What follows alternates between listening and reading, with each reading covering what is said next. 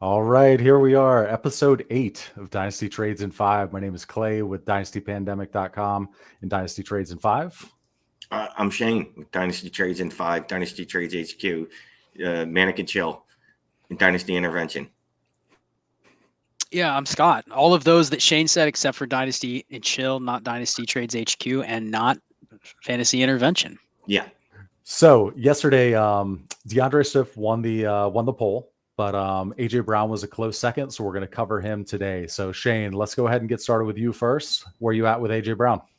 I think I'm like everybody in the community. I love AJ Brown, right? Oh wait, he's had 2 bad weeks, so that means he's probably like a wide receiver 3 now, right? You could trade a DK Metcalf straight up for AJ Brown and get something back on the AJ Brown side. You might as well do that this week, and then in 2 weeks you could trade AJ Brown back to the DK Metcalf guy and get something on top of that.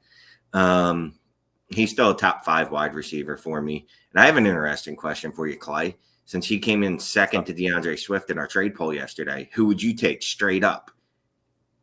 DeAndre Swift or AJ Brown? I think I would take Swift. I think he's going to have better resale value. I mean, even though it's a young wide receiver versus, running back, and you guys, or Scott especially, loves running backs, I think I'd go Swift. I think he's got better market value right now. What do you think? Exactly. It's as much as I don't like running backs, It's definitely Swift.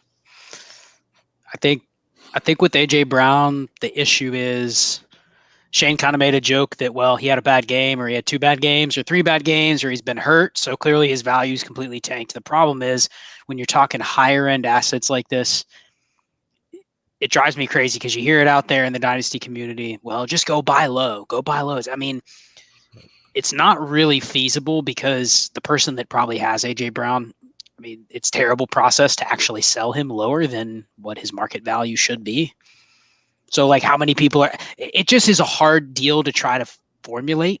Like if you said go buy low on AJ Brown, the person might be like, okay, I want Terry McLaurin and swap a first and a second or something like that. Or so I'm sitting here on the other side of that deal going like, that's not really buying low. I'm still giving Terry McLaurin in a first. You know what I mean? Like there really isn't a price when a player's value is down like this. And I don't want to say it's like down, but it's probably outside the top 5 receivers. Like you're not getting Chase for him. You're not getting Metcalf for him. You're not getting Jefferson for him. Might not be able to get even like Tyreek Hill or Devontae Adams for him. As much as you might say you should be able to go and propose that deal, especially if that team's 4-1, 5-0, they may not do that swap. Ooh, so I think it just comes down to the fact that like there really isn't a buy low unless you're really convicted on the price and you're actually willing to buy above what the current market value is, assuming that people are undervaluing him like 10 to 20%. I think the real adjustment in market value is somebody might actually sell you AJ Brown now. Yep. Nobody is even selling Justin Jefferson. No one is even selling Jamar Chase. Like nobody's selling them. You have to come to somebody with double the price to even acquire them. So it's cost prohibitive. I think with Brown, you can at least inquire, but you're still paying the price that you had to pay in the offseason. It's funny you say that because CMC and Saquon, I feel like they became the same way. They were finally attainable. You could finally trade for them. I love dips like this when they have 2 or 3 bad games because I know the Dynasty community, just everyone, look, we need instant gratification. And if it didn't happen last week, then it doesn't count. And we went through this last year with the rookie wide receivers where every one of them was the wide receiver 1 out of that class up until the time that Justin Jefferson took it over in like week 6 and ran away with it. So if you wanted to acquire AJ Brown, these are the times you have to take advantage of it because like Scott said, this is the only time you're probably going to be able to get him. You're not obviously going to be able to trade for him when he puts up 160 yards and 2 touchdowns like he's probably going to do next week. So you buy low is a misnomer. It's more like you said, it makes them actually attainable. Like you can actually get them now off of someone's roster. So you need to make your move, I'd say this week or next on AJ Brown. We're going to hit this over the course of doing this show. We're going to see players in different tiers. There's players that are really high end like this, and I think Shane nailed it. The discount is someone actually is willing to sell them at their market price. That's the discount. Now, when you go a little bit lower and you get into the range of some other players we've talked about, like Deebo Samuel, like there's a sell high on a guy like Deebo Samuel, and I'm always willing to sell Deebo Samuel.